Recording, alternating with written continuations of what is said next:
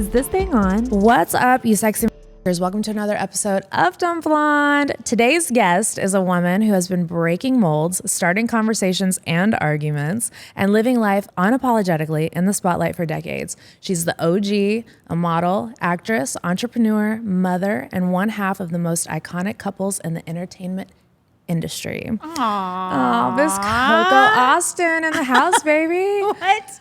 I need you around more. Can you write some more stuff? Like anytime I enter the room, you can. I got you, baby. Dude, I have loved you forever. So before, when the cameras weren't rolling, you were talking about Peep Show.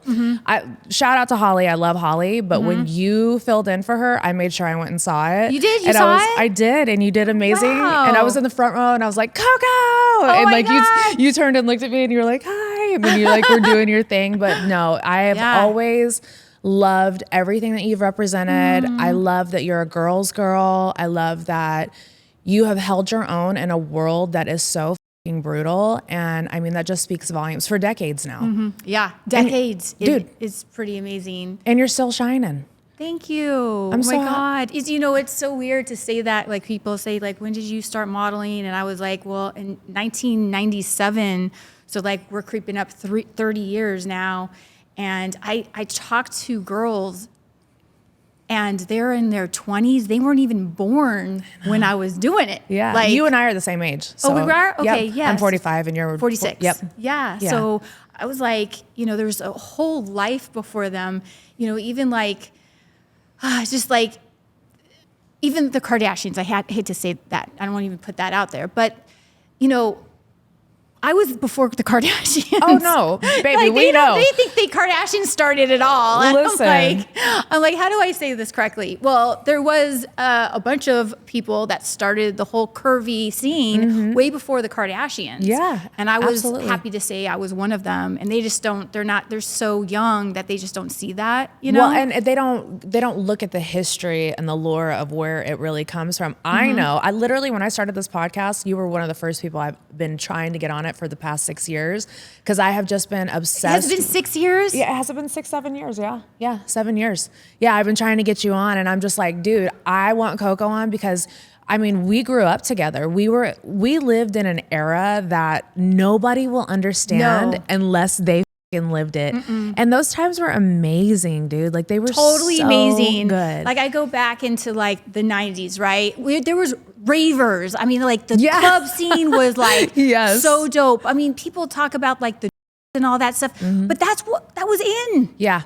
That was, look at what, like all the, the crazy stuff they're having at parties. They're coming to light now. But I hate to say it, like people were having a good ass time. Oh no, we were up and loving it, all right? We were not some angels back in the day. And so I just like, I hear these stories and I'm like, well, now everybody's prim and proper, Is it prim and proper, or does everybody want to just cancel everybody for no reason? I feel like everybody thinks they're better than everybody now. Everybody. Whereas before we were all like equal and we weren't like judging people because they sin differently It was a fun time. Yeah. Yes, everybody had their opinions, but they stuck to it. Like, okay, that's your opinion. Yeah. Whatever, let's move on. Respect was a huge thing back then. Like because I came from the streets, and so I'm huge on respect.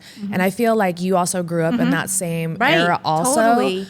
People don't have respect for each other anymore. They don't. Like it's wild. Don't. And then they also hide behind their electronics. Yeah. So, they can like bully each other, hide behind, they can say whatever they want to say and then hide. Yeah. And like we didn't have that. We didn't have the technology that we did back then. So. I couldn't agree more. I always say that the internet shouldn't be free, because if people actually had to pay for it, they would probably watch what they have to say online. Like you would be better stewards of your time if you actually had to pay an internet bill.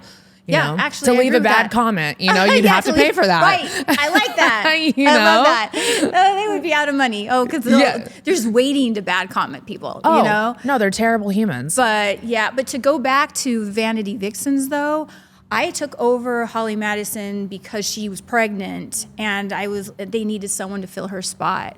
And when they asked me to do it, I was like, but I want to dance. Yeah. Because she didn't dance hers. So I was like, because I'm a dancer, let's dance. I don't want to just stand up there, and sing and just like jiggle little boobs or something. I really want to dance. And they said, yeah. No. So they reconstructed that whole show for me, for actually my part, or Little Bo Peep's part, I should say. Mm-hmm. So I had actually, that was one of the most amazing experiences. That, and well, I think live show, you can't beat it. No, I mean, it's like audience, you can't beat. They're there. The energy is great. They're there to see you and no one else. I mean, you feel it with your husband too. When you go on stage, when I go on Ice's stages all the time, they're there to see him. Mm-hmm. And it's like, yeah, they want to see me on the sidelines. Okay, I'm there all the time. But I think that, and we'll talk about this, but I think people are there to see Ice-T and Coco at this point. That's true. They want to see the package. Don't sell yourself short. I do. But, when they see there and they're like lip singing his songs, and they know every single word. The energy. It's a good energy. Yeah, and there's just so much love. So much love. And you feed off of that, So you can't beat anything that I've done in my whole life. You cannot beat a live crowd. Would you ever do another show like that again? Of course. Yeah. Would you go to like Vegas and do like a residency or something like that? Well, I actually came back to New York after that because I was out there for almost a year. Came back to New York and I did Vanity Vixens, which was another burlesque show. But that was for only 6 months. And then I got pregnant. Aww. So I was like, okay. And then once I got pregnant, I just kind of put everything on the back burner. I really wanted to be a mom.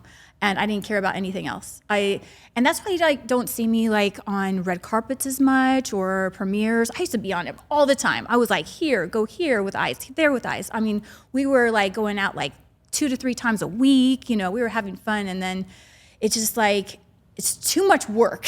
Right. Well, being a mom and having to you have to be on perform all the time. Mm-hmm. And I'm like, you know what? I did what? Ice and I have been together for 25 years. So 15 years together before I got pregnant. So it was a lot of partying and moving around and seeing the world. And then I was like, okay, got pregnant. And I was like, I kind of like chilled. I feel like you found your soul purpose though. Like I feel like you did the modeling, you did the acting, you married a gangster rapper, you did everything that a beautiful buxom blonde could do. And then it's like when this little baby just entered your atmosphere. Yes. It was completely. She was all you. She had all of your attention. Yeah. I became obsessed. Yeah. Like it's amazing how something can consume you that you literally become like a monster. You become obsessed with this little thing because it's up to you to bring that person up into a good little human being. Yeah. It's up to you. No one else is. So that's why I didn't want to give her to nannies or babysitters or because I feel like then you're being raised by someone else and that you're going to feed off of that personality. Kids start learning about personalities and they take a little bit of here and a little bit of there, and then they make their own personality. So she has a little bit of Ice, she has a little bit of me. But if she was with a nanny 24/7, now she's going to take from that nanny, I feel. Yes. And I was like, no, it's all me. I want her. No one else can have her. I love that. So I'm very much I'm very hands-on. No, I see it. She is literally attached to your hip. I'm going to scroll down to my questions about Miss Chanel. I was going to talk about her later on in the podcast, but let's talk about her now. Yeah. She is literally glued to your hip, like 24/7. Like that is your bestie for the resty. Like seriously, I think it's so cute. And she is so sassy. I just watched the video of her. You were dropping her off at school and she's just like so sassy in the car. Yes. Very much like her own, like she has an opinion about everything now. And sometimes it's too much of an opinion. It gets me mad. I'm like, no, wait, let's debate about this. She's how old? 7, 8? She is 9. 9. She's 9. Yeah. Okay, yes, sorry. She's 9. But going on 20, right? Because when you're talking to her, it's like you're talking to an adult. Yeah, like she knows things. She's been around the world, and she's been on many tours with us, seen Europe, she's been in clubs. Okay, everyone's going to say, she's been in clubs, but her daddy performs in clubs. Yeah, Bailey has been in clubs with us since she was a baby because it's like, right. That's what her dad does for a living. Right. It's not like we're taking him there to sit him up on the bar to drink. Like my dad did that to me and he wasn't even doing anything, So exactly. At least, Ice is performing and you're there watching her. And so like she doesn't understand why she can't go to a club when we do really go to a club. Like when we have like date nights and we go out, she can't understand, well, what's the difference? You guys take me out anyway. Yeah. And so there's some separation anxiety that she has when I leave her. Yeah, I kind of have, I do too, still to this day. I breastfed for a very long time. Yes, which let's talk about that because it's been like such. Well, here let's circle back. We'll touch on that too. So much to talk about, right? I know there's so much. Let's circle back to the moment that you found out you were pregnant. Did you and Ice do that naturally, or did you guys use IVF? So no. So what happened was I was on the pill for 17 years, and I really didn't want children. I was very career minded. I was like hard headed. My mom, who was also in the entertainment business, she was in soap operas and she collapsed on the soap opera. This is LA, they ran her to the hospital. They gave her like 2 days to live. Oh my goodness. It was like my sister and I were like 10 at this time. We said our goodbyes, but this is the day and age. This is 30 years ago when holistic wasn't a thing. People didn't even know what holistic was. She took her, whatever needles out of her arm and then left from LA to Albuquerque to work with a holistic doctor. And what was her diagnosis? What happened? well, there's a lot that goes into it. There's a twisted bioduct, cancer, like it was like all kinds of crazy stuff. Oh my goodness. And she went to the holistic doctor and they shrunk a cancer with tea. Wow. I believe it. I'm into all holistic remedies. 40 years later, here she is, and that's because she made that jump. Now, I just went off track. There was You're good. You got off birth control. Oh, so when my mom was pregnant with me, she would say I had to stop my career. I have to stop my career because she was like the first Rams cheerleader. My dad was also an actor. By the way, they met. I can keep on going on, but my parents We'll talk about the family after Chanel. on the set of Bonanza. Mm-hmm. My parents, cool. when they were 14 years old. Uh-huh. My parents met on the set of Bonanza, and they connected there, and they got married at 19. Aww. Ran Young to love. Vegas, secretly got married, boom, had me. She had to stop her career. So kind of like I felt like internally I could never have a child because it would stop my career. But that was kind of, and I know that your mom probably didn't mean that, but that was traumatic for you to have to hear that. And that was a lot to carry as a child, you shouldn't have had to carry that and feel like a burden, Well, it wasn't like a burden. I just always heard it. I'm thinking, well, no, I'm going to have a career. I'm going to have a career. I'm not going to have children because it's just too hard to have children. She struggled. She was a single mom, struggled. Yeah. And I was like, I don't want to do that. I don't want to struggle. And when I got with Ice, kind of things changed. So I got with Ice at 22. And he was like, hey, if you don't want kids, that's up to you. I already got 2 older children. I don't need kids. But it's more up to you. I was like, you know what? I'm on birth control. Wait till I get to 35. I'll get to 35. I'll have a conversation with God and myself. Oh. We'll talk about it then. Yeah. I want to what do you call it? Sow my wild oats right now. Which I think everybody should do that. Yeah. I tell everybody that, even our kid, I'm like, listen, party and have fun and live your life. And then in your mid 30s, decide if you want to have a family. Right. Like you don't have to get it out of your system. 21. You don't do that. Like go and have a You do it later. Yeah. At some point in your life, you want to do that. You want to have fun. So whether it be early or later. So I told Ice, give me some time. So I was on the pill for 17 years. 35 comes. And I was like, okay, let me think about this. I'm like, what have I not done? Really, I've done everything in this world. I have everything. There's not much more than a baby is a pretty damn cool thing. So I said, okay, I'm not going to try hard. If it's meant to be, it will come. No. So I went to my doctor and I asked, what do I do? And she says, well, don't get discouraged. It's going to take about a year for your body just to regulate itself because you've been on the pill for so long. And I was like, okay, no problem. I'm like, I'm patient, whatever. And 2 months comes. Chanel was like, I'm coming. And I was pregnant. I was like, now Ice thinks it's him. Yeah. He thinks it's him. How old was ISO at the time? He was, okay, so I was 33. So he's what, 50 something? So we were 21 a year difference. So yeah, so he has to be 50 something, right? I mean, that's good. At least he's not shooting blanks. Right? You know? Exactly. Well, that's what he said. He said, you know, I can make a baby through a brick wall. I'm a brick wall. That's what he said. I'm like, okay. He's like, want two? You want two? I'm like, no, I don't want two.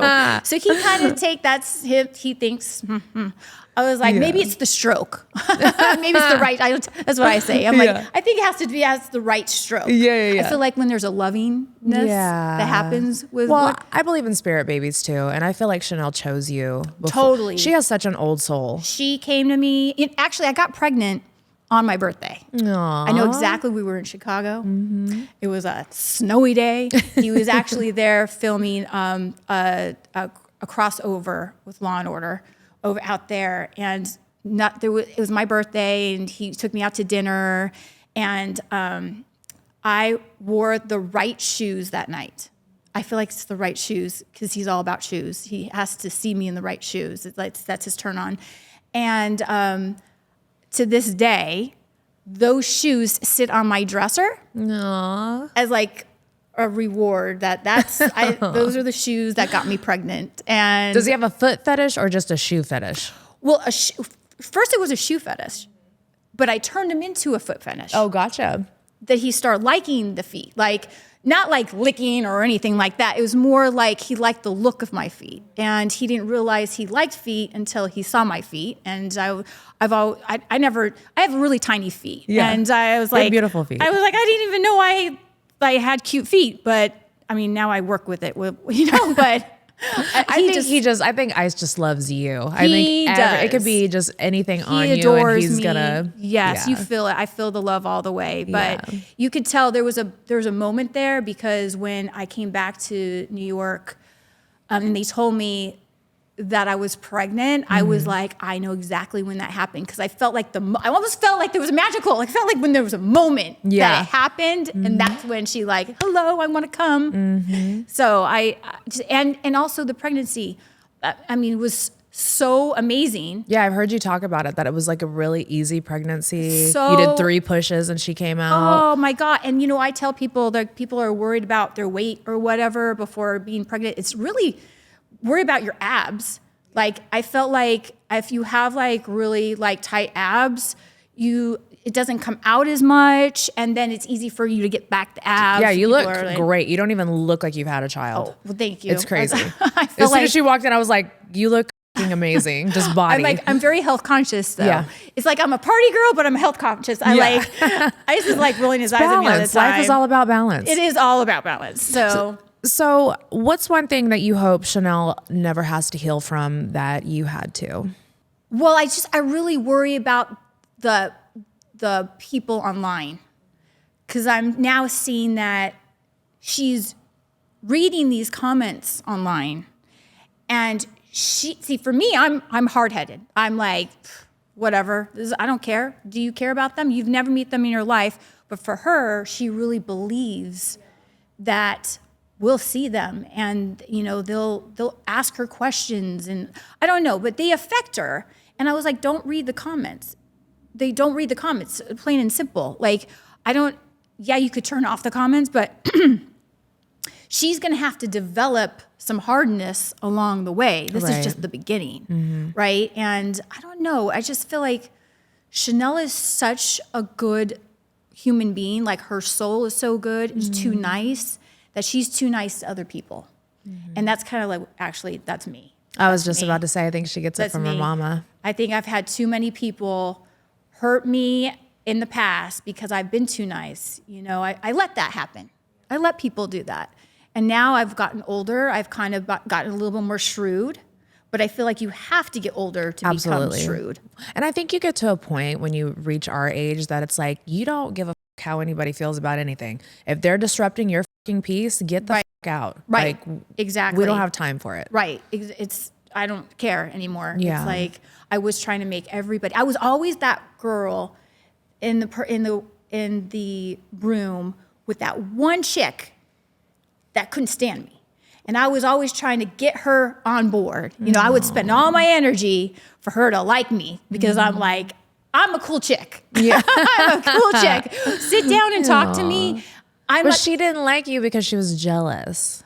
It's really simple. Exactly. And then she won't get to know me. And I think a lot of people just saw the picture of me. They just saw me as that model for so long. And that's the main reason why I did the reality show, because I wanted them to see my personality, because I'm like so much more than a picture. And, you know, of course, I came through, my modeling was mostly body modeling. I was a body model. You're the OG. Like literally, you set the tone. All of these Instagram girls have you to thank for that.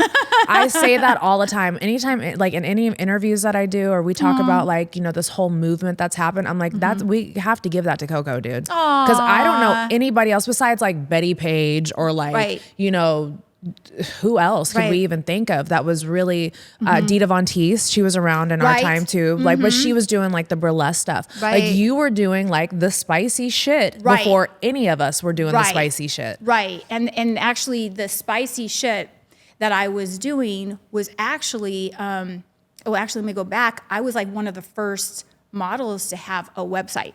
Yes. Because no one had a website. No one would spend money on themselves, because that was your business, right? To spend $15,000, $20,000 for a website was like unheard of for a model. So I was one of those. I think I say this in some interviews a long time ago, that I was always against Cindy Margolis. Do you remember Cindy Margolis? Briefly, was she she was blonde, right? Yes. And she was the most downloaded bikini model at that time. Yeah. That's my era. Yes, I remember. And I always have to tell people to go back 2000, 1997, like go to that era, because a lot of people are like kind of thinking this time. Go back to my time for a second.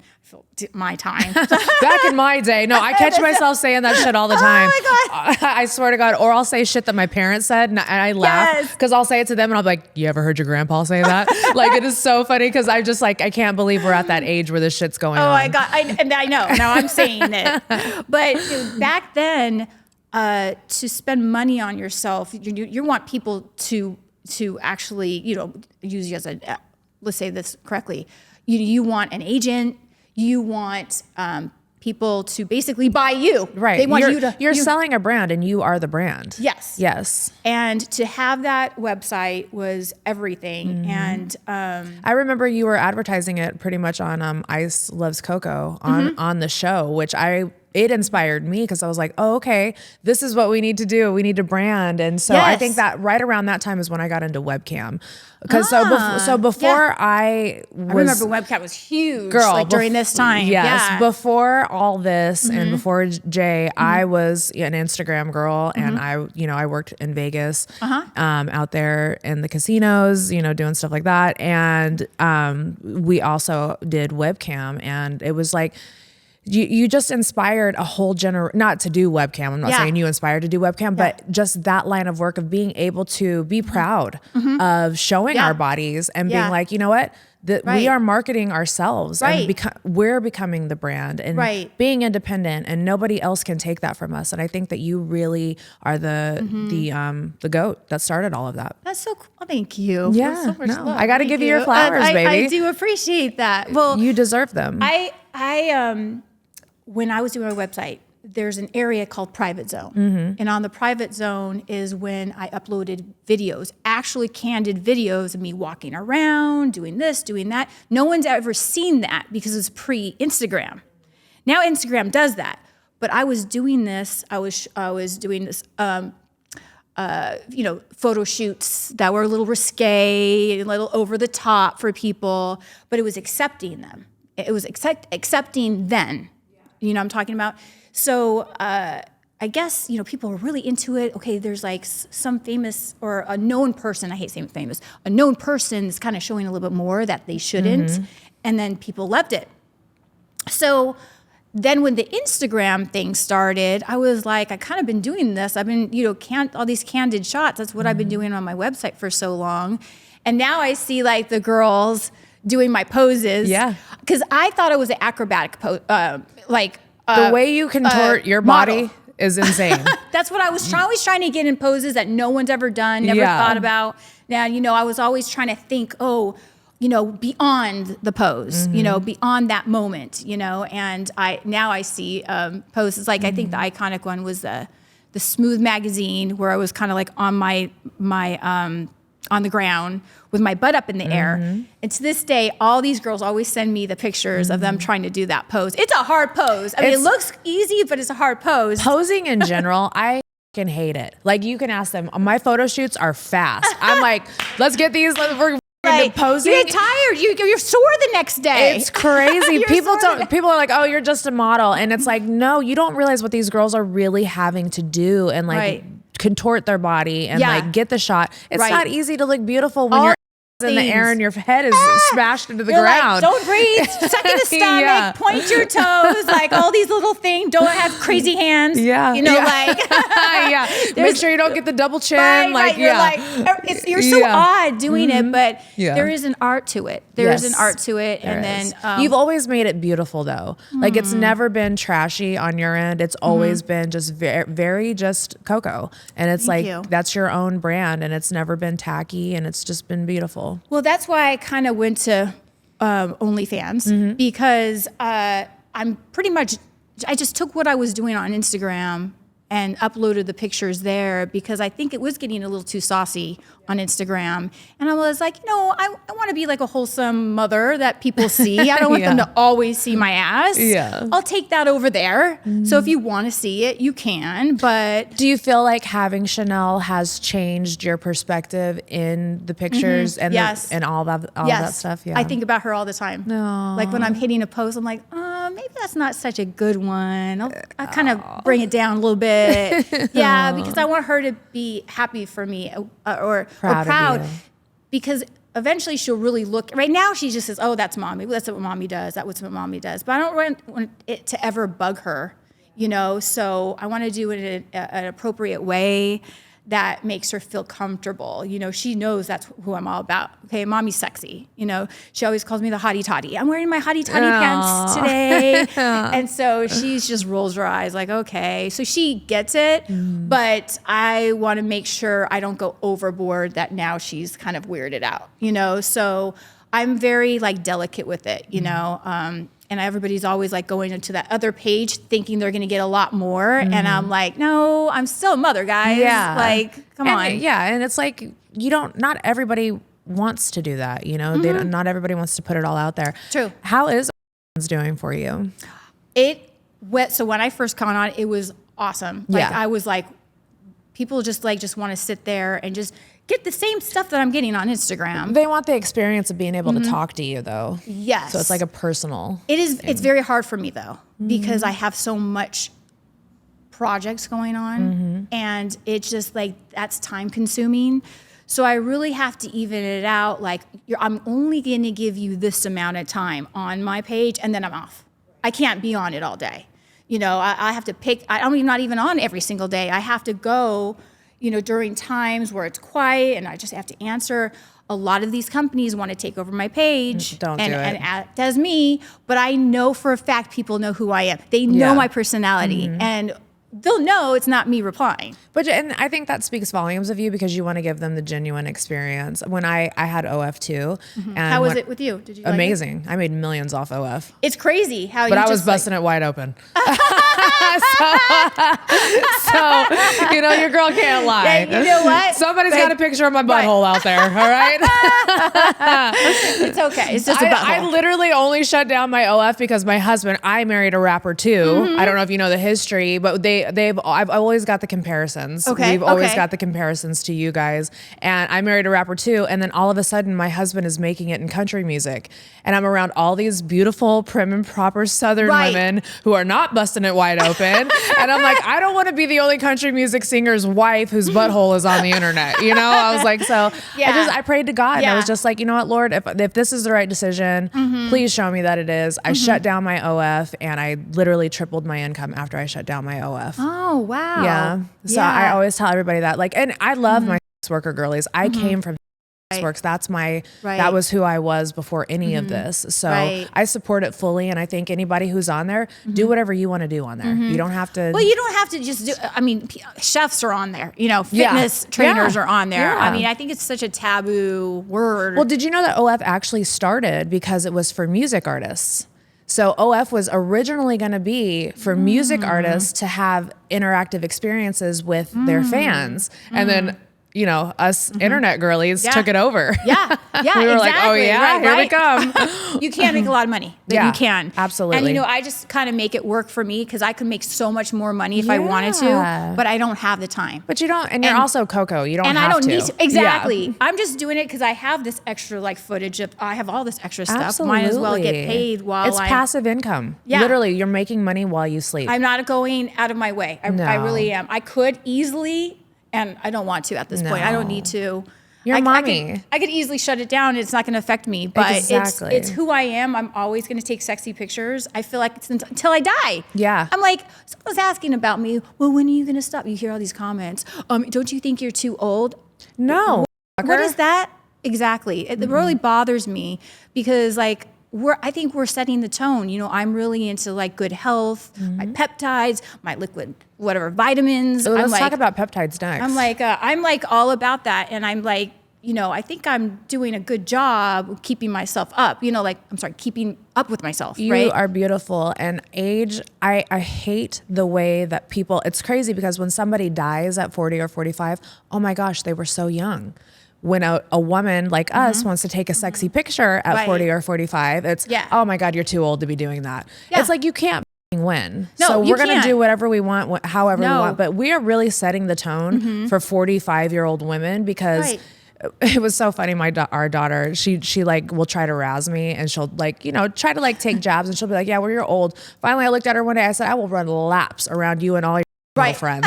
And she's never said it again. She was like, you know what? You're right. Wait a second. Wait a second. You take that back. Yeah, because I just feel like I think women nowadays we're aging more gracefully. Yes. And not that the women back in the day weren't, but the Golden Girls. I was just gonna say that. That's were 40. So freaking crazy. What? To me, they look like more 60s. Bro, Blanche was not looking 40. No. Neither was Dorothy. Dorothy was literally looking 73. No. I think it has to do, my mom said this, the hairstyle too.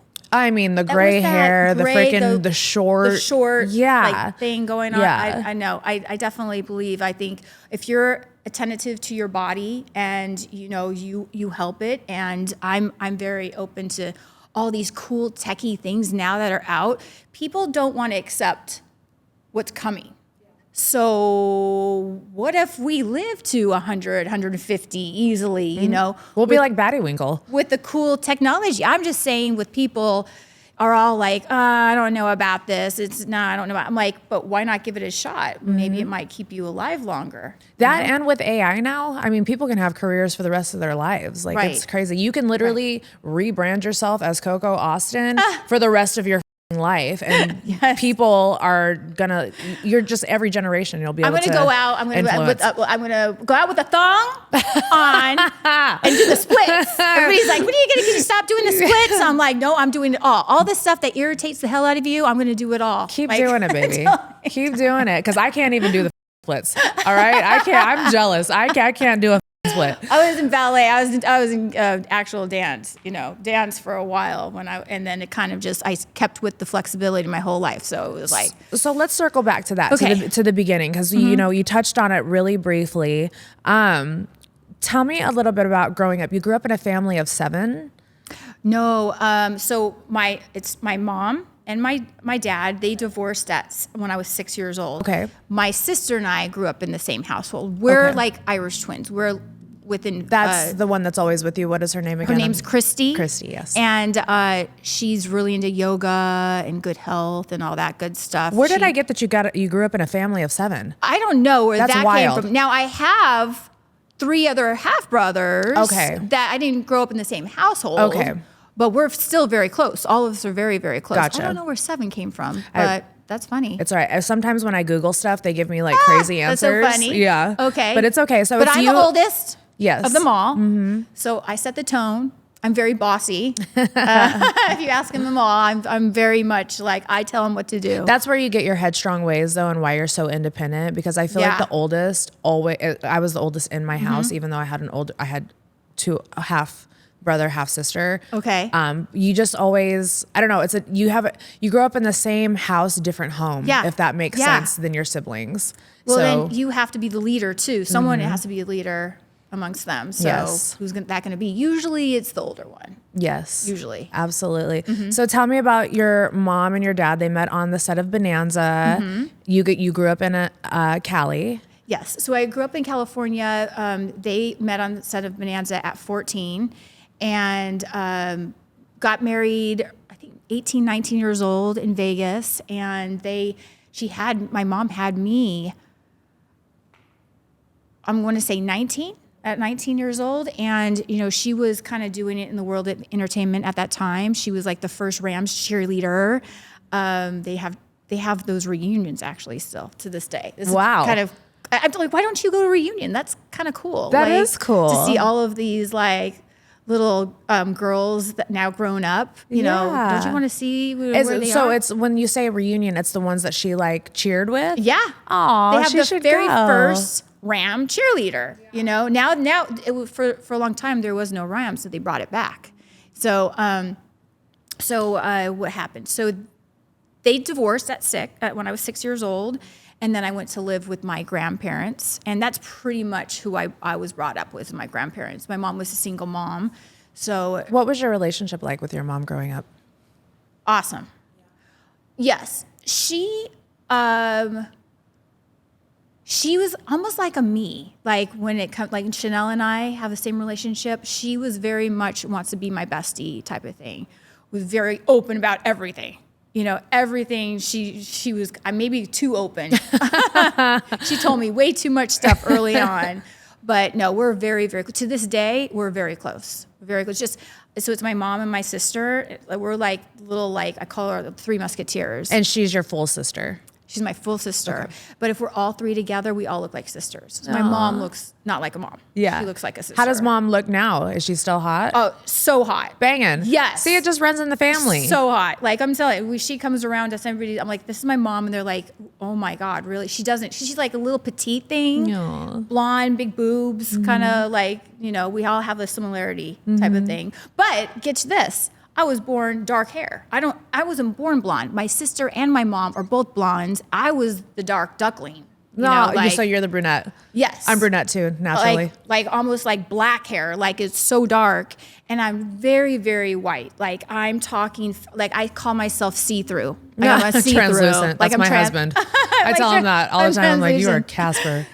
Exactly. So I'm like, I just felt like I looked up to my mother and I wanted to be blonde like her and my sister. Why can't I be like them? Yeah. So when I got around 18, I started to do highlights to my hair. And I remember, I never forget, this gay guy was like, this is like 1,000 years ago. He was like, oh, you're putting highlights in your hair? Oh, you're gonna come up for more highlights next week. And then week after. And then I guarantee you'll be platinum next year. Did he lie? That bothered me. I was like, there's no way. I'm brunette. I'm a true brunette. I will always have a little bit of highlights, but I will never be platinum. Oh my God, was he right? I did a little bit more highlights and a little bit more highlights, and then I was full blast blonde. And I will never forget that. I never went back. I started at 18, and I haven't seen my real, true hair since then. It's so hard to go back from being platinum blonde to dark. I have wrestled with it for years. I tell her all the time, this is my manager, but she used to be my hairdresser. Okay. And I'm literally like, I want to be red. I want to go dark. And she's like, absolutely not buy wigs. She's like, because that's what I do now. Yeah. I do. I buy wigs. I just put the wigs on. When I do photos, just put the wigs on just to get it out of my system, Yeah, you have to. But you're right. So I was very much like, okay, I want to fit this whole California vibe. I live in California. I was from California. But what happened was my mom got sick. She was on a soap opera at the time. She was actually wearing Which a teddy. soap opera was she on? I have to ask her. Okay. I thought the Bold and Beautiful. I have Okay. to tell. I get it confused now. Yeah. But she was wearing a teddy, she said, and then she collapsed, and then they raced her to the hospital. And then they said, you have 2 days to live. We, said, okay, let's.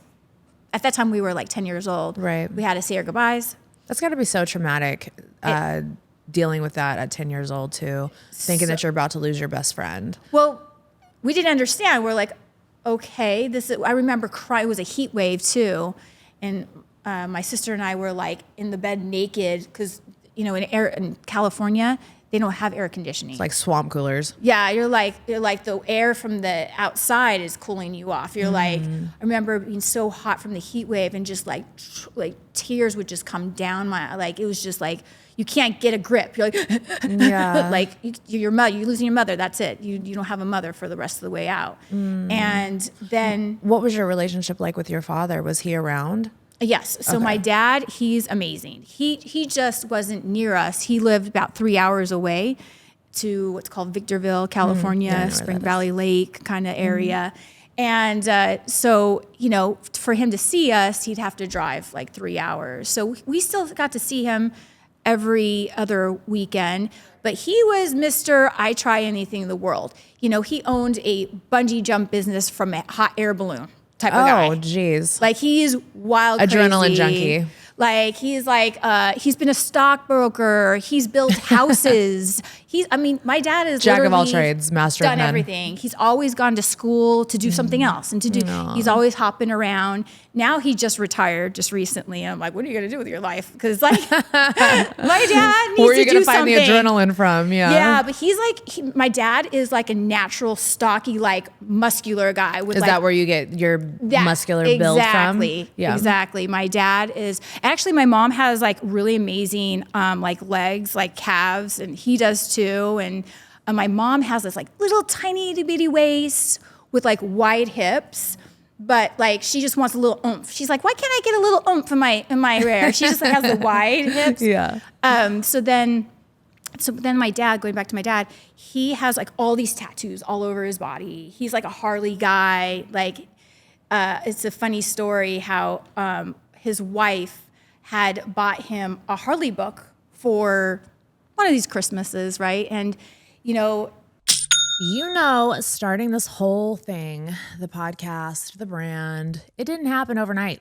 I remember sitting there thinking, who am I to do this? Because that's how I talk. I had the passion, but the business side, totally intimidating. That's why I love talking about Shopify. It's built for people like us with a dream, an idea, and maybe just a little chaos. It makes turning your vision into reality simple, whether you're selling merch, booking services, or creating something completely new.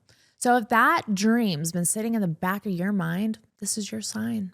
Shopify is the push that turns someday into right now. Shopify is the commerce platform behind millions of businesses around the world. And 10% of all e-commerce in the US. If BunnieXO.com feels easy to shop, that's all Shopify. I'm just here picking the cute stuff. But what if I can't design a website? Well, Shopify's got me from the get-go with beautiful, ready-to-go templates to match your brand's style. What if I need a hand? Get help with everyday tasks like enhancing product images, writing product descriptions, or generating discount codes with Shopify's AI tools created for commerce. What if people haven't heard about my brand? Shopify helps you find your customers with easy-to-run email and social media campaigns. What if I get stuck? Shopify is always around to share advice with their award-winning 24/7 customer support. Turn those dreams into and give them the best shot at success with Shopify. Sign up for your $1 per month trial and start selling today at shopify.com/bunnie. Go to shopify.com/BUNNIE, shopify.com/bunnie. She wasn't even looking at it like this, but he opened up this Harley book, and when he opened up the Harley book, he's on the cover. He's actually on his Harley. Dad's a model? Yeah, he didn't even know he was on the cover of a book. That is so funny. Yes, and then and his wife at the time didn't even realize it, but he was on his like cherry red Harley, like Aw. going down a mountain in full action. And it was him. He was like the only one on the cover. I was like, okay, Harley loves you. So he's Mr. Harley Davidson. He's a really cool. Both my parents are like really cool people, and that's why Ice gets along with them, because you have to have a good mix with your family. And both my parents are really, really like cool people, you know. And I feel like they're still I feel like you young, and Ice too. are really cool parents too, though. Yeah. Yeah. I think so. I hope so. I say to Chanel, I'm so cool. You don't even know how cool I am until you see other parents. And she's will. like, tone it down, tone it down, tone it down. She won't allow me to, speaking of toning it down, she won't allow me going to school with heels on.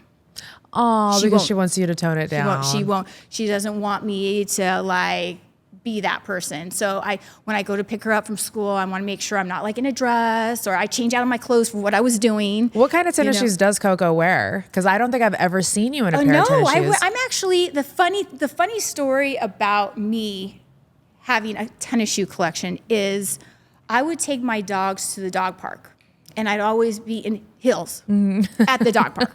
Trying to walk in grass. Oh yeah. Just sinking. Well, that's the problem is I would always screw up my heels because I was at the dog park, and I was like, motherfucker, I ruined another pair of heels. I'm like, okay, I'm gonna have to not ruin heels and kind of find some tennis shoes, some cute tennis shoes.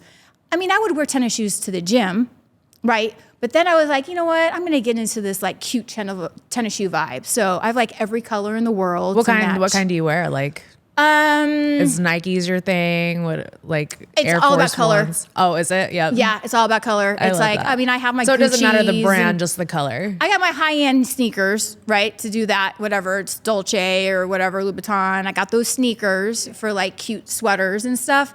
But like to the gym, I love my freaking Skechers. I love that. Believe it or not. Everybody's like, what? I'm like, they're the most comfiest, and they come in so many cute colors. I adore them. And I do have my Nikes, of course, like that, but it's more about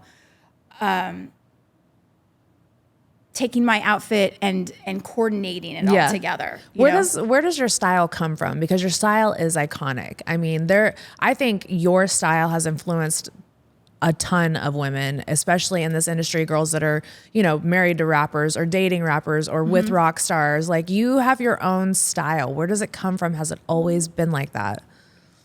Well, I always like what the girls were wearing in the strip clubs. So I always try to take that and incorporate my own thing in and wear it out to the real clubs. And I just kind of morphed it into my own thing. But I was like, why can't I wear it out? Like, why? I mean, they look cute. It looks cute on, you know, and I try to transcend a little bit of strip vibe to like, I love it. A conservative vibe, if you can say, and kind of mesh it together. Yeah.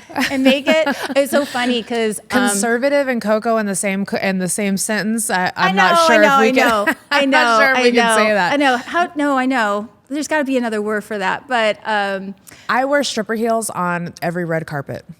Every red carpet? As testament to stay true to myself. Okay. You know, so like under every gown that I wear on the red carpet, I've got my clear stripper heels on. Well, sometimes you need a little height in those long dresses too, you know, so I get that. But yours is more of a... I want to still, like, I might be on the red carpet, but I'm still, you know, that girl. Yeah. You know what's in right now? And I was like, I started that trend, and like everybody just called me hooker and prostitute from it. But the see-through... anything see-through now. Like they're wearing the see-through thing on red carpets. Yeah, and like Dakota Johnson just wore a freaking see-through outfit. Nobody called her a prostitute. Right. And I was doing that in the 2000s and I was called names, and I'm like, oh, that's interesting how it's now a style. I started that style a long time ago. I feel like anybody who has body, and I'm not, Dakota Johnson has a beautiful body. She just doesn't have like bodies like us, with like the ass, the boob, the way, you know, like. So when you put it on you, it just looks a little bit like, okay, what are they trying to do? Right. Right. Like more in your face. Exaggeration. Yes. Yeah. That's totally the reason. If you just kind of put it on body, you know. Yeah, right. Little boobs is a little bit wow. Right. Like, Yeah. you know, like model thin bodies look completely different in something that we would like wear. Right. So Yeah. where have you always had that style though, even growing up? Were you always like into like matching or? Yeah, I was very much okay. So I remember I would get my Keds from Target when. Oh my God, Keds, you're bringing it back. Keds from Target. You can get them for like $6. I remember I was like, when I was like 10 to like 14, I could go and get every color from Keds. I mean, blue, you know, fluorescent yellow or whatever. And I remember having a collection of Keds. That was like my first collection of of just shoes in general. And I would be very matchy-matchy. I'm talking, if I'm like right now I'm wearing red and with red lipstick, I can't mix and match. I can't wear pink and red. Yeah, no, that would drive me crazy too. It's just like, blow my brains out. Like I need it to all match. If the yellow has to match the yellow, it can't be off yellows. Like it's very matchy-matchy. Do you have a little bit of OCD? Oh, definitely. A lot of it? Actually, it's gotten worse, I've noticed. Yeah. As I've gotten older. I can't leave the house without things being in order, because when I come back from wherever I am, it has to be like perfect like model home vibe. Like I just walked in a model home and nothing, and it's kind of strange because people and dogs live in it. I get that too. Your clothes though, and how you have to match and stuff, that's a form of OCD also. Everything is very, very, I mean, someone picks up, I'm picking up after them. And I don't tell them do it. Like I just do it. I just personally pick up after people. It feels better to you. It's like a release almost to be able to just know that if it's going to get cleaned, it's going to get cleaned the right way the first time. Oh yeah, and I don't mind it. And as a matter of fact, I clean my own house, and I have cleaners that come like once a month because we have a lot of chrome and mirror in our house. So they basically come and they help me with all the shiny stuff in the house. And I like to pick up. Like I'll pick up before they come. Me too. Yep, same. I don't always want have to look like a mess. Yeah, I feel bad if they come in and the house is like looking like a tornado ran through it. Like they'll be like, who are these people living here? I don't want to be judged by the people who are coming to clean up after us. Yeah, no, I totally get it. I got mad one time that I got out of bed. Ice was still in bed, and I had to leave out of the house. And he had someone come to the house when I was gone, and he hadn't made the bed. And I was like, it bothered me. Someone was in her bedroom and her bed was not made. Oh. I'm like, the one time that I hadn't made the bed and someone comes in our room, really? And you like think about it all day long. Like it really just, yeah. I make the bed. So I make the bed every day. You have to. Because you have to kind of, it's like restarts the day and finishes the day. So I make it whether you see it or not, it's made. Fluff the pillows, whatever. It's ready. And I can't get into a bed that's not made at my house. I feel so off. It's like you have to just peel the covers back, get back, you know, like yes. you just, I get what you're saying. I have a really gross story that we just walked into this hotel. We just checked in, and Ice was there to do a lecture, middle of nowhere, like Midwest.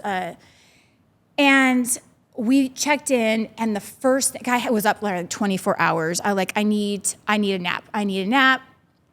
We just checked in, walked into the room, got into the bed, and I don't know why I even just like wanted to look over at the sheets. Oh no. But I realized that it was just covered in like pubes. No. It was so disgusting that first of all, I have OCD, and I was like, no. Did someone deliberately get into this bed? That is a hell no. Okay, I'm not doing that. I was like, this is way. No way. I was like, and they made the bed. That's the thing. The bed was freaking made. They either didn't clean the sheets from the night before, or that someone came in before us and they just only used it for the day. I don't know what it was. They just sprinkled the pubes on the pillow. But I was like what the hell? But it was so much of it. I'm like, how hairy was this person? Oh God. I was so worried. I was like, I had to call down. I was like, someone needs to clean these sheets or like do something about this.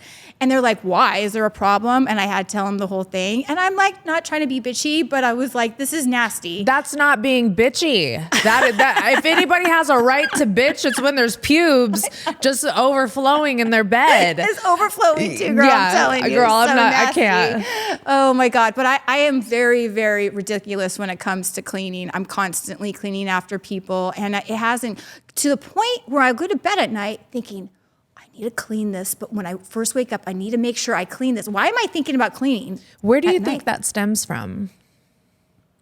Everything has to be perfect. Yeah. Everything. Me, my hair, my nails, everything, my health, my family, everything in my life, I feel like has to be in order. Do you think that stems from when you were 10 years old and you got scared and thought you were going to lose your mom? And then, so like that jarred something in you to be like, okay, I need to get healthy. I need to make sure the house is clean. I need to make sure this is perfect, you know, because you just, that was like your way of dealing with it? I was definitely, even though I was a child, I felt like I was a mother too. You know, like I wanted my mom to be proud of me, but at the same time, I wanted to take action and like, you know, help her, you know, and I know my sister wasn't gonna do it. She was younger than me and it was only her and I. So I was very much a take action, but I've always been wanting to be perfect in every way. And it's a problem. It is definitely a problem in my head. I'm constantly battling myself like you don't need to feel this way. But it's somehow you get through life and it makes life better. It's gotten you to where you are. Exactly. Yeah, exactly. I understand that wholeheartedly. I hear about the Michael Jackson, her family pushing him. Yeah, they were abusive, but they got him to where he was. He was push. I feel like that's kind of me. I'm like, I push myself into better. How do I make myself even more better? You know? And I mean, that's why you're literally sitting here today, because you are who you are. And I mean, I think that as long as it's not hurting your soul or hurting you in any way, if that OCD is fueling your fire, then, you know, lean into it and consider it a strength instead of a weakness. Yeah, I like that. Yeah, girl. totally. So I want to move along to your love story, because your love story is so freaking inspiring. You and Ice have been together 25 years. Yeah, well, coming up 25 years. So yeah, 24. That's insane. Like that is probably one of the longest lasting relationships in Hollywood. Like you guys have stood the testament of time. How have you guys done that? And like, take me on that journey. First of all, everybody always asks, what's the secret? What's the secret? First of all, you got to really love each other. I mean, because, you know, that will bypass, you know, liking someone, loving someone. And then if you don't really love them, it'll just like, you know, go into dead space, I guess, right? But it is a good love story. I think because we're so much alike, you know, like we always say yin and yang. If I was a guy, so I'm a girl, of course. If I was a guy, I would be Ice. I would be exactly, you know, be rough and tough, you know, be the gangster guy, you know, with style. Then he would be the opposite. You know, if he was a girl, he would be like me, you know, the outlandish, outgoing, you know, crazy chick, you know. So we complement each other because we're kind of like the same person, you know, and we know that. And we also let each other shine. Yes. That is huge in relationships. Because a lot of people don't want the other person to shine, you know? And so I love when he shines, when he does his thing, you know, when he's having his moment. I love that. That's who he is. You know, there's a reason why he's a famous guy is because he does what he does. And then he lets me shine, you know? And so when we walk into the room, we have the same energy. You know, he's not up here or I'm not down here, or I'm not up here and he's down here. I feel like when some people feel like they don't have the same energy, and that throws each other off, I guess you could say. Yes. They become jealous of one another. Yeah. And we're always on the same level. We're just like, you know, we take it as it comes. We're very, very, very fun people too. You know, we just want to like live life and have fun. and also work really hard. That's the thing, is people see us out on red carpets, doing our thing, having fun, but we also work really hard. Yeah. We actually work more than doing all those exciting things. You guys make hustle look easy. And there's a lot of hustling going along the way. He's a big hustler. And I think that's another thing. I'm a big hustler too. So I just know what it feels like to hustle, and we just let each other be. But our story actually just kind of came out of nowhere so I was 22. Let's go back to that. He was 22. Oh, I was 22. He was 44 at the time. So I was almost 23. And I was then working in the Playboy world. So I was doing all the parties, hanging out with Hef, all that stuff, all the girls. It was funny because at the time there was like 6 girls, and they want to say it, but they had some competition. They were all bunting for like the best, person to be. But I was around that whole genre. And that's what I was doing at the time. Now, Ice was doing a music video for a movie that he had done. And so my agent told me to come with my friend to this particular video, and we were playing models. So we were models on the set. Okay. So at the time, believe it or not, I didn't know who Ice-T was. Didn't even know. I heard his name, but didn't know who he was. I mean, that was before my time. His music was before my time. I'm still a young thing, I'm a little 20-year-old, right? I'm like from the Valley. I actually had a Valley accent and everything. I've actually toned down, but I used to say and oh my God. I still say oh my God a lot. I say dude, I say bro. Because, growing up in Vegas, it's a Valley too. Totally, yeah. So, yeah. I've toned it down. Yeah. I've toned it because I realized I did a lot out here. Yeah. So, so I'm just this white girl from the Valley. I'm working on the set, and the producer on the set apparently was trying to cheer Ice up at the time. So he grabbed me right out of the bathroom stall. I just went to the bathroom. I didn't even have anything upright yet. And they grabbed me. He's like, I want you to come with me. I want to introduce you to someone. So I didn't even know who I was being introduced to. Do we know what he was upset about? He just didn't want to be there. Oh. He had just started Law and Order. Oh, okay. So he was from California. We're both from California, right? He just started Law and Order, and it was just brand new. It was like he was in 2 years of it. He wasn't even a main character at that point. And so he had to fly all the way to California to do this for his friend. He didn't want to be there. So to cheer him up, they grabbed me. And so I walked up behind him. Now he was wearing a red snake skin suit. I saw that and I fell in love. I didn't even see his face. She's like, I don't care. I just want that one. I just saw his suit and I liked the suit because I'm a flamboyant chick. And I was wearing like a silver sequin like tube top at the time. So I was like shiny ball at the moment. So I was like, okay, he turned around. And he was also wearing a pimp hat, which I have to add. He's got the pimp hat on. He turned around and he was smiling big. Now, we actually have a moment, the very first moment we met. Someone took a picture. Oh. The very first moment. I love He turned around and that. smiled, and that was the moment we met. So I posted online every now and then. Oh. So he turned around, and we said hi, and I walked off. Well, there were so many people around us when we met, he just had to regroup himself. He was like, what just happened? Now, he says when I walked off, he was just, looking at my face. He just saw my teeth right instantly because I was so close to him. But when I walked off, he realized I had a little bit more thickness, than he anticipated. And he's like, wait, what just happened? I need to regroup myself. So he came back to me when no one's around, and he says, excuse me, I just came back. I wanted to say hi. Are you married? Can I flirt with you? And I said, A respectful king. he was just all about trying to get my attention. And he's like, have you ever considered dating a gangster rapper? Okay, now first of all, I'll take you back. I don't know the difference between rappers. They were all the same back then. Right. I didn't know there was a difference. Right. I was like, okay. What a smooth line, He's though, like, you know? never considered dating a gangster rapper. And I was like, well, if he's nice.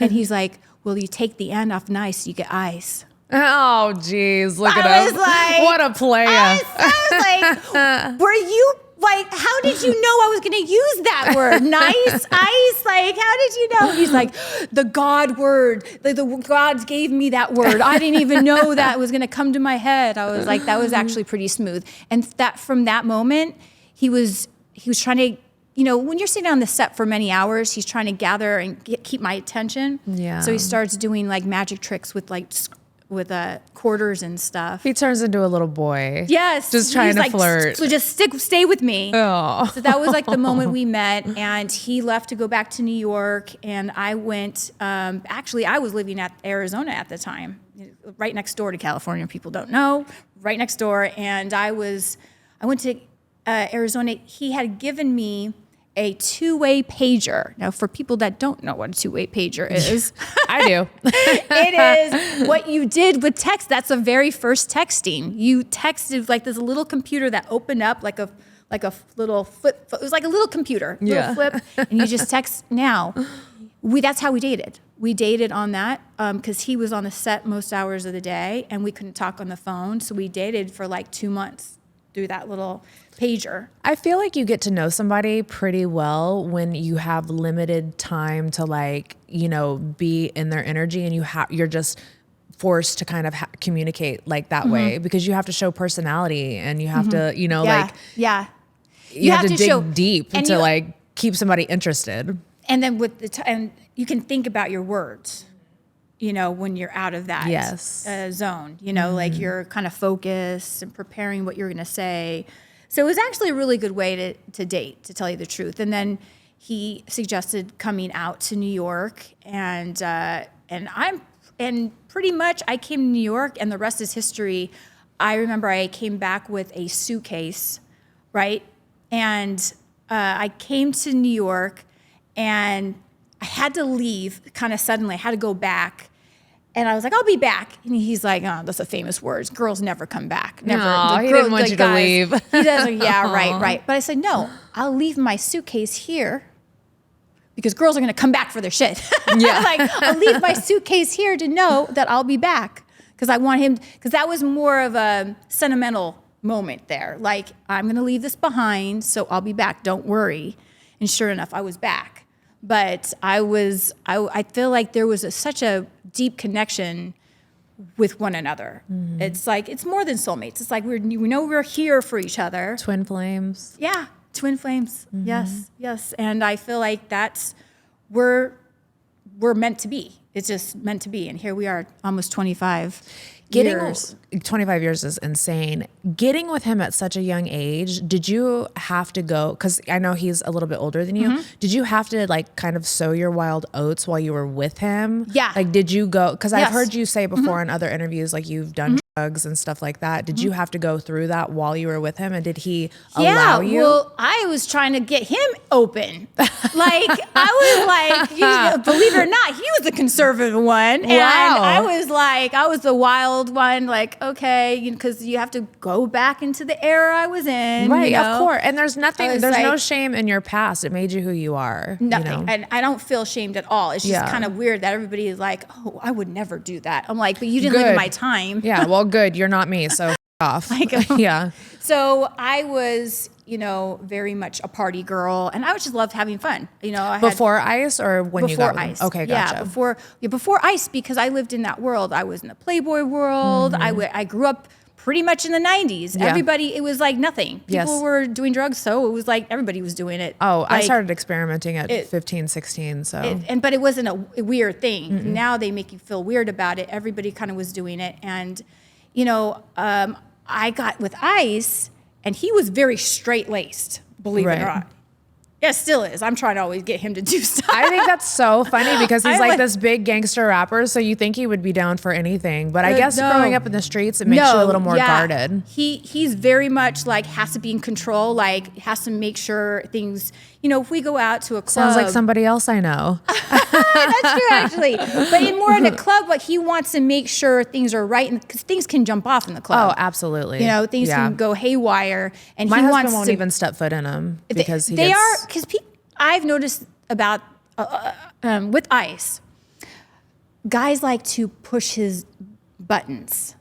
They like it because they want him to get mad. Mm-hmm. And I noticed that when you go to the club scene, they're more so to do it. Because alcohol's flowing, egos are going. Yeah, so he was never into wanting to get drunk or do anything because he wanted to be on point just in case something went down. Right. Meantime, I'm all over the place. I'm the girl dancing on the tables. But I love that he let you be, and I love that he kind of let you figure out the woman that you are. Mm-hmm. In all phases. And he still does. He just lets me be. I'm still kind of a wild one, but like toned down in a good way. Yeah. I feel like. Your mamacita. Yeah. I'm very much, everybody always wants to go out with me because I'm very much the life of the party. Yeah, I can see that. Mm-hmm. I'm always trying to get everybody to have fun. Yeah. Like I don't want you to be in my group and not have fun. I would not want you to just sit there and be grouchy. Yeah. So I'm always the one like, hey, there's shots everywhere. Let's do it. Mm. And then he's sitting back cool. Just letting me do just whatever. Proud of you. He's just back watching over proud me. Of you. He's like my little guardian angel. Aww. So yes, but he lets me do what he says he doesn't. He never wants to stop the party. He says, but I mean now it's a completely different vibe. Now we hardly go out. We have to stay home. I have school nights. But I'm sure he loves that too. I think so too. Yeah. So like now he wants me to get in cute little things at home. I mean, so I walk around cute little things. Chanel's like, she's like, why does Daddy like you to wear that? He's like, he loves booty shorts. Okay, what do you want me to do? Like he loves booty shorts. I like wearing them too, but like, I don't know. It is kind of hard when it gets cold out over here. Yeah, Coco's like, I'm trying to wear booty shorts and a trench coat. I know. No, I'm just trying to make it happen. That's the thing is with Ice. He works hard at what he does. He's Mr. Hustler. He's doing it all. And if he wants a little booty shorts in his life when he gets home, why not? I think that's amazing. And that's a good wife. I'm trying to fulfill my wifely duties. And my wifely duties is wear booty shorts. I think he's lucky to have somebody who feels like that. I'm the same way with my husband. If what Daddy wants, Daddy gets. Yeah. Period. Well, I couldn't need his if I pull out my cell phone right now, his name that pops up is Big Daddy. I love that. I call him Big Daddy because that's what Chanel calls him Big Daddy. Mm-hmm. So I'll say Big Daddy and I'll say that at weird times. And so Chanel gets so embarrassed now. I was like, okay, Big Dad. Hey, Big Daddy. And she goes, like so embarrassed. But yeah, it's more of like now it's a joke between us. No. But yeah. I love that. Do you ever feel like people underestimate your role in Ice's success? Because behind every successful man is a woman who's got his back, I believe. I definitely. Ice has a place. He has a man place. He goes, he does his job, works hard for his money. And I feel like my place is keep the house right. That is what I manage. I manage the house. I keep it right. I keep everything sane because when he comes out from the streets into the home, he can now relax. So I feel like we have an old-fashioned type of love, an old-fashioned relationship. You wouldn't see us having an old-fashioned relationship, but we know each other's places. No, nowadays, I feel like women must be independent, like independent. I'm independent. I don't need a man. Okay, well, if you use that, you're never going to get a man. If you ever say that, because men, they want a woman to be submissive. And I know I probably get a lot of hate from that. But no, I preach this on my podcast all the time. I'm very, very a power woman, right? You can be independent and still be submissive for a person that you love. Out of love. And that's what I do with Ice. I'm very submissive. I just bring it down for him. A man wants to be a man. Yes. Why can't a woman be a woman? There's a reason why the world goes round. And I've always been on that. And I feel like that has to do a lot with our relationship. That's why it's lasted, because we know our identities. We know what we should do here. Now, that's why I hear so many women ask me, I have so many emails of women, why don't I have this? What do I need to do? What do I need to do? I'm like, stop trying to be such a boss. Yeah. Bring it down. You could be a boss in your world, but bring it down a little bit, you know? Men got to feel like they're protectors. Yes. You know, they're Absolutely. protectors. And they also want to, I don't want to use the word damsel in distress, but they want to feel like they're taking care of business, like they're able to be a man. Right. You have to let a man be a man. Taking care of business. That's right. Right. And then they get lost. And I feel like a lot of these relationships, they're getting twisted now and they don't know what to do. But I think if you just stick with the regular program, how it's always worked for thousands of years, then it won't be a problem.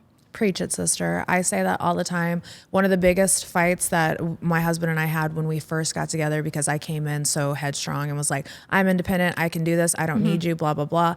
He said to me one day, he said, Bunnie, I am outside slaying dragons all day long. He said, I don't want to come into my house and have to slay dragons too. And I was just like, that resonated with me so much. And ever since then, I have made sure, you can ask them, when daddy comes home, it is peaceful. It is everything that he needs. That's so and funny. we don't have any discourse in the house because he's out working hard. I'm out working hard. And when we come home, we just want to enjoy each other and enjoy the moment and not have any drama or arguing or fighting or egos. Like check that shit at the door. Yeah. You know? It's true. Yeah. You don't need to do it in front of each other. No, not at all. It should be a safe place when you walk in the door. As a matter of fact, I love going to the spa and at the water sounds and the chill music that I made my home that way. Yeah. If you walk in my house, you hear Pandora, the chill vibe. You hear water fountains. Like, I want that feel. You know, when you come into my house, you're going to feel great energy. Yeah. And I just want that to be a known fact that you'll be okay at home. Leaving out the door, maybe not. Like, you're leaving out the door. But when you come in the home, I'm the manager of this house. Yes. And you'll be okay. Your home is your sanctuary. So I'm going to wrap this up and I want to ask you a couple of rapid fire questions, if that's okay with you. Okay, well, I think my brain is slower than you think, actually. No, you got this, sister. You're so smart. I've been sitting here talking to you for an hour and a half. All right. What's the most extra thing you've ever done just to look good? I mean, I've spent thousands of dollars on tanning salons. Botox starting at 27. I love Botox. But same. I will. Same. But I haven't had Love it. Botox in like a year because of peptides, by the way. Which I want to talk to you about that before you leave. Yeah, I feel like that's kind of taken over. God, what have I to look good?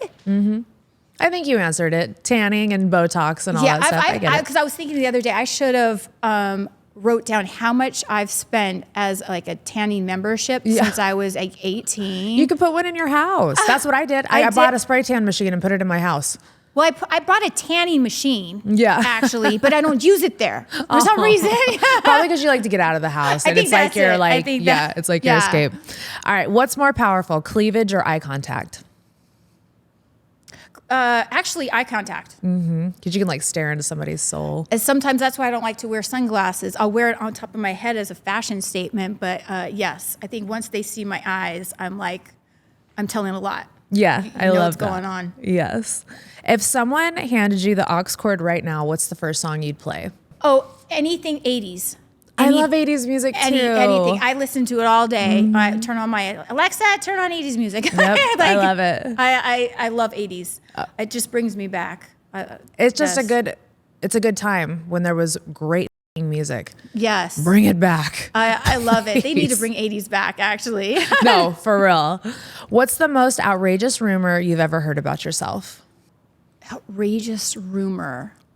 I mean, I think I've talked about this a long time. Everybody thought I had implants in my butt. Yeah. That's all natural, right? It's all natural. Yeah. And the thing is, I I had to go and actually do a ultrasound to prove it, because I thought that was kind of crazy. I was like, you have to see, because I have implants. I have implants, and I've changed them out 1,000 times. I'm an open book here. Like, but you're perfect that people think that it's fake. well, you know what? If you get your waist small, the smaller you get your waist, the more ass will look big. Yeah. But if you look at my parents, they have really, really good genes, and they're naturally muscular. So I have the ability to go to the gym and actually, like I tell Ice, give me some mac and cheese and mashed potatoes. That helps. That's my mixture, my concoction. To get that. Yes, that's my concoction. All right, ladies. Mashed Cheese and mashed potatoes it is, all right? And there's these squats that I do, and they're really, really hard, but you have to get them really high, and you get that certain hit. I mean, it's like that shelf on the top. And that's why people like see me. Sometimes I'm like smaller than I am. Sometimes I'm bigger. I fluctuate because you're a woman. Sometimes in the gym, you can tell my muscle's down. Then when I go to the gym, I have muscle. I go back and forth. And that's why I don't have implants, because I go up and down. Implants, you would stay the same the whole time. Yeah, and they would be like hard and like I've seen them. They look like baseballs. And not jiggly. Yeah. I would feel like you wouldn't be able to sit long, because I can't just to lay on my chest at night, it hurts sometimes. So how would you do that with an implant? I just think that's interesting to me. But yeah, we'd have to ask somebody who has them, because I've seen a couple of my girlfriends who have had it done, and they just look so painful. Not that we're hating on people who have implants in their asses, but it's very interesting though, right? Yes. Oh, when I'm around someone, I was like, can I touch? Yeah, always. When I used to have implants too, and mine were pretty big like yours. I had an explant done in 2019. Laying on my back sometimes, like any position, and I couldn't imagine. You took your implants out? I took them out in 2019. All out? Yep, all out. That's amazing. Do you feel so free? Oh yeah, it's amazing. It was the best thing I ever did. Do I miss the fake boob cleavage? Absolutely, but at the same time. But it looks so good though. Thank you. You look like you have something though. I appreciate already. that. Women don't realize how resilient our bodies are, and if you get your implants taken out, if you give yourself a year, your boobs will fluff back up the majority of the time. Not all the time. What if you had them for, 1,000 years? I had mine for 13, 14 years, and I took them out. I had my first ones at 18. Yeah. I've changed them out several times. I got bigger. They look great. I was actually bigger. I actually reduced them, believe it or not. How big are they now? If you, they're double D's. Okay. Double D, whatever. So what were they before? Because these are. They were like they were up. They were so high. Oh, so you had them. Yep. They were so high, Yep. and then I just brought them down. Just several years before breastfeeding. I actually had an accident on Peep Show.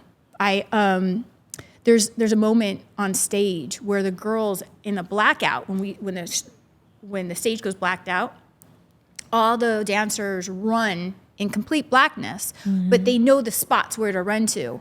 Well, apparently I was off just a smidge, and I ran right into the Wonder Wall. It's like the corner of the LED screen. Oh, no. And I ran right in the middle of it, and I went backwards, and I actually passed out. Oh, during the show. No. Behind the show. And it was a corner from here all the way down my boob, all the way was a bruise. Oh, no. A corner bruise. Were you okay?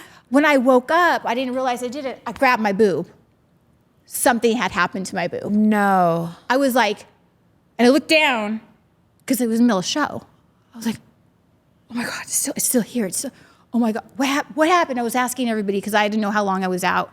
And I got it together, went right back on stage, like nothing happened. You're a soldier. And 2 years later, I started seeing that my breast was moving, and I was like, I know I did something on that stage. I know I did something, but I was trying to hold out. I didn't want to change my implants because I knew I wanted to have a child, and I didn't want to have to change my implants and then have a child and then change them out again. So I was trying to hold out, and then Ice is like, you should probably go get that checked. And so I did. I went to the doctor.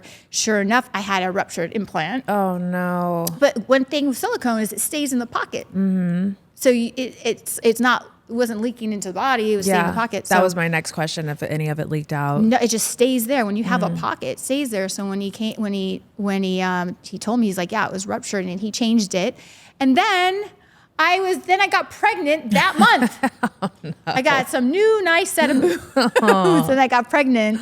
And then I breastfed for 6 years. So just to touch base, because I know we glazed over it really quick, and then I'll let you go because I know we could sit here and talk for hours, literally. Are you still breastfeeding, Chanel, or did you guys finally wean off, or is that something that you guys still do? So the whole concept of the breastfeeding thing, it wasn't like I was feeding her because she needed a meal. Right. She was able to eat, by a year, full like solids. It was more of a bonding experience, and then more of like, okay, I'll give you the milk, but it was more like she wanted to be around me. So I was like, I'm going to let her stop when she wants to stop. She's not going to be 16 on my boob. Right. Like, she's going to eventually figure out, okay, this is kind of strange or weird, and stop.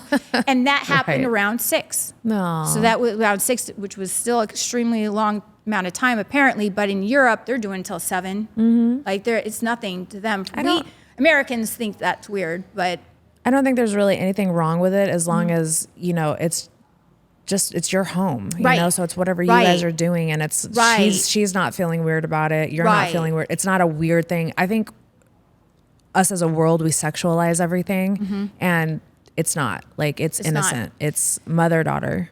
And it was mostly when she went to sleep, she wanted me to be there. So it was more of like a comfort thing with her.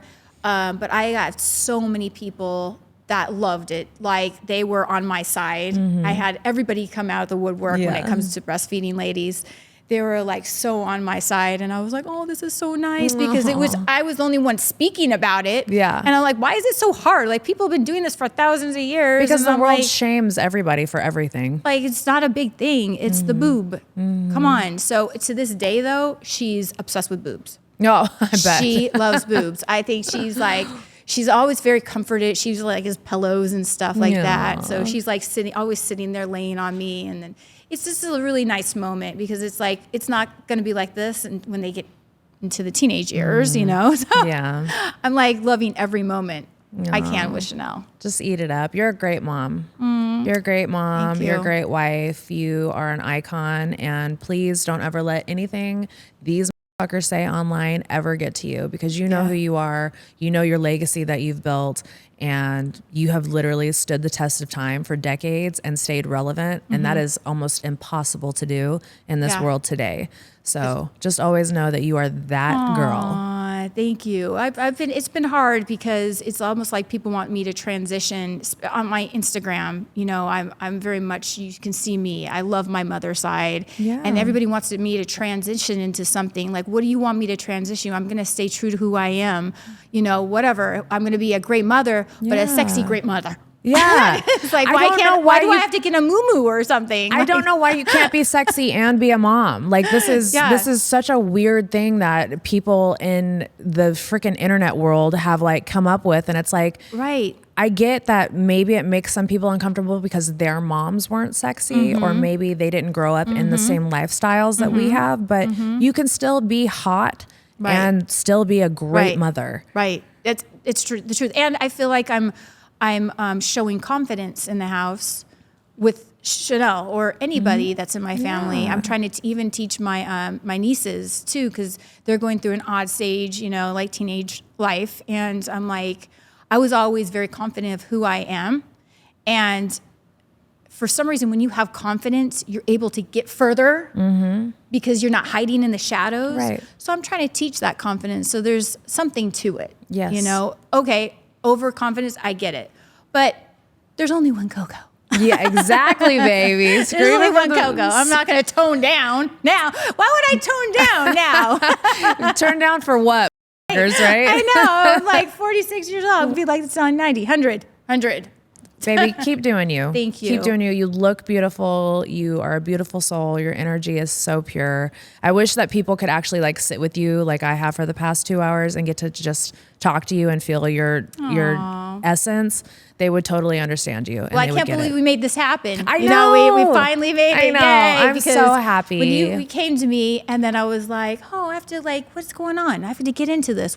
I'm like, I'll come to do your podcast, but I don't know how I'm going to get to it. Yeah. Because, being a mother, you can't get away. Absolutely. No, thank you. Thank you for making time today. I really appreciate it. No, thank you for having me. This is an honor. Thank you for coming to me. Oh, of course. Absolutely. And you're a hot ass babe too. Oh, I appreciate you. I love you. I love the fact that when you came to me, I was like, okay, let me look into this Bunnie chick. Let's see what's going on over there. I'm like, okay, I get it. I get it. She's very similar to me, actually. Yeah. No, the similarities are crazy. I didn't want to keep comparing, but even how ice lets you just be yourself. My husband is 100% that person. I saw a video or an interview where Ice was like, they were asking him, don't you hate that your wife takes sexy pictures? And he's like, I take the picture. Yeah, my husband has literally said in interviews, if you marry a show pony, you don't keep it in the freaking stall, Or if you marry a sports car, you don't keep it in the garage. That's Ice. That's my husband. Ice. We got to get them together. They will get along so well. I know. I think they would too. Yeah. I think they would have a lot of similarities also. Yeah. Maybe one of these times when we're out here, we can all go to dinner or something. Well, we're here, New York. Yes. All right. Tell everybody where they can see you or where they can find you online if they aren't already following you. Okay. Yeah. So Instagram is Coco. Facebook is Coco.